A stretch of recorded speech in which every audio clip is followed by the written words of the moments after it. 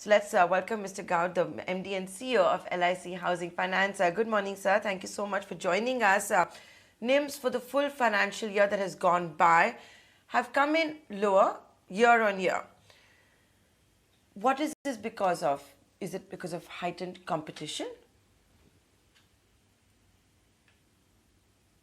One thing, actually, if you look at, first of all, what happened in the first half of the current year, the NIMs were much lower, maybe around 2.12%.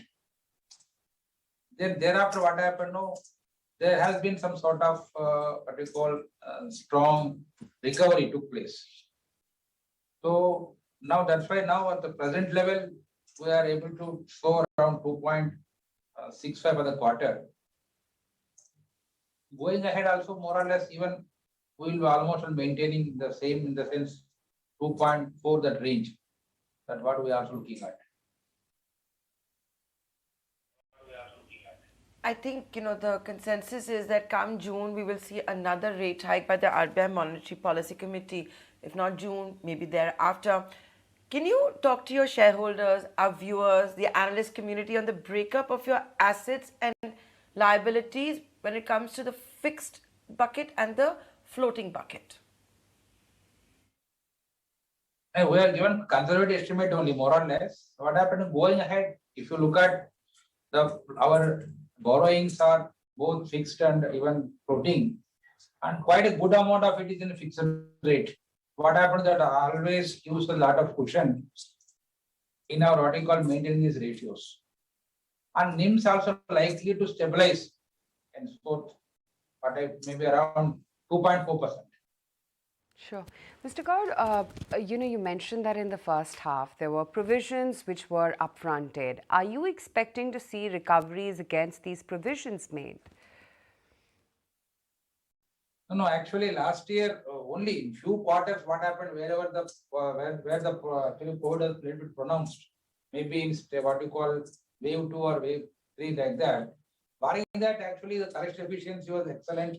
Even at current level, our efficiency is more than 99%. And especially after June, the quarter of last year, there is a very good turnaround. That's why the what you call the GNP, if you look at, has come down from 5.93 to 4.64 levels. So already also we are told that the worst is behind us at the time itself, that we are very confident that going ahead it will further come down and gives us more what you call leverage in maintaining very good margins. Sure. So talking about your growth, your project loan portfolio has seen a degrowth. Tell us about what is happening exactly. Yes, last year we could not do much in the project fund, I agree, because the what you call across here and there, even some of the loans what we are given could not become what you call, could not be what you call regularly serviced.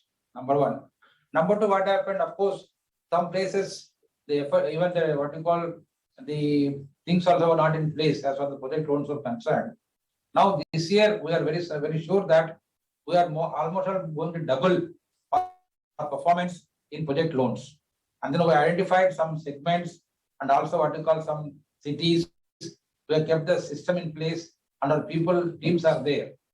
With all these things, I am very sure that this year we are very positive and we will show very good growth in project loans and will increase the book level also from the current 5% plus to minimum 8% in this year.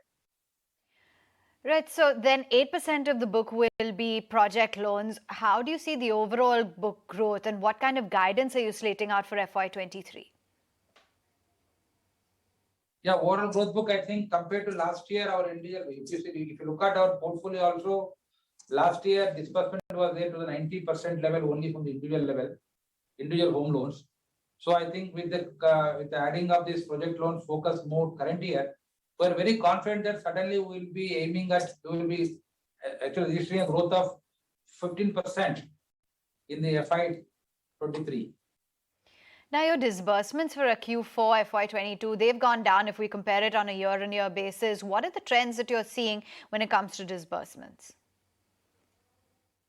Sure. Here actually what happened, if you look at the Q4 of current actually FY22 and FY21, in the FY22 we lost almost 1 month due to COVID, third wave and all across. Apart from that, of course, looking at the present market level, the scenario, I think very, very confident that we'll have very good potential, and then even there will be good demand.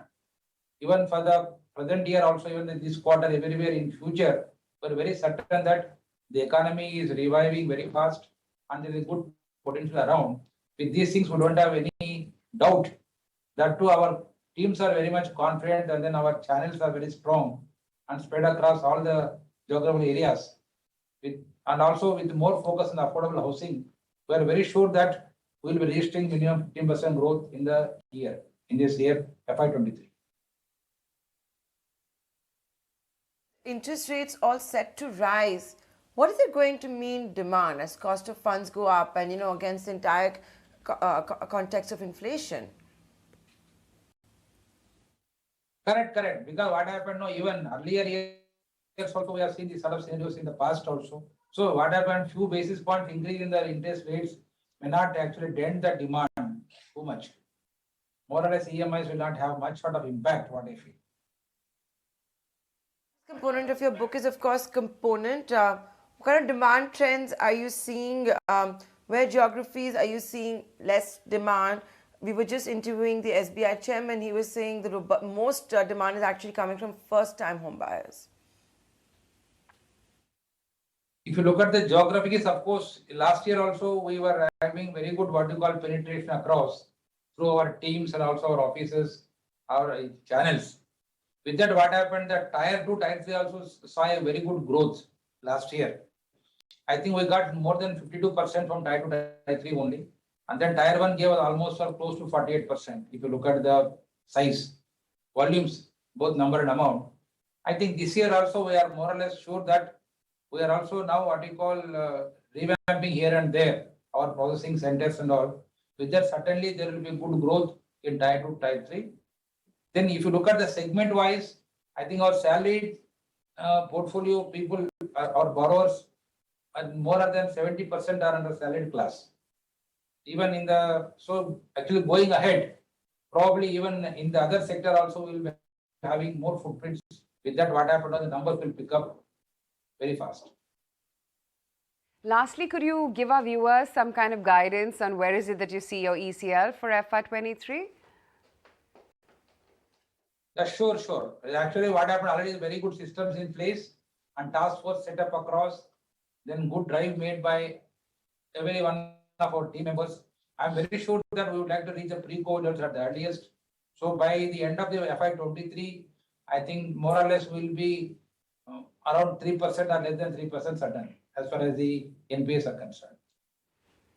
Right. Great to have you on the show. Thank you so much for so patiently taking all of our questions and so candidly answering them.